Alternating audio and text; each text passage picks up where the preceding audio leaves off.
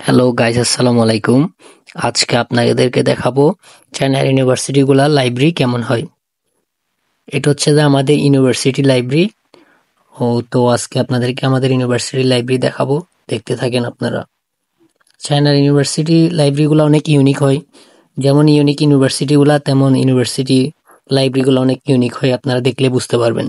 লাইব্রেরিটা এমনভাবে ডেকোরেশন করা, লাইটিং আর লাইটিং, চারদিকে খালি লাইটিং এবং অনেক মনোমুগ্ধকর। এখানে সবাই সাইলেন্ট থাকে, কারণ এখানে কথা বলা যাবে না। এখানে যদি কেউ কথা বলে তাহলে ডাইরেক্ট বাইর করে দিবে। চায়নার আইন অনেক কড়াকড়ি, এখানে দ্বিতীয়বার আর কথা বলবে না, ডাইরেক্ট বাইর করে দিবে। এখানে লাইব্রেরিতে সিটগুলা অনেক আগে থেকে বুকিং দেওয়া হয়, তো আমরা আজকে বুকিং দিই নাই, ওই জন্য কোথায় সিট খালি আছে এগুলো খুঁজতেছি। এখানে 2টা সিট খালি আছে কিন্তু বসা যাবে না। এখন আমরা খালি জায়গা খুঁজতেছি, কোথায় খালি জায়গা পাওয়া যায় এখানে আমরা বুঝবো। সেঞ্জু দাদা, শ্রীলঙ্কা। সিট খুঁজতে খুঁজতে 2টা শ্রীলঙ্কান ভাইদের সাথে দেখা হলো। তো ওদের সাথে মাঝে মধ্যে আমরা ক্রিকেট খেলি, মাঠেও দেখা হয়। তো এদিকেও সিট 2টা খালি আছে, কিন্তু এদিকে বসা যাবে না, এগুলো সব বুকিং দেওয়া। আমরা খুঁজতেছি কোন সিটগুলা বুকিং দেওয়া নাই, ওইগুলোতে আমরা বুঝতে পারবো।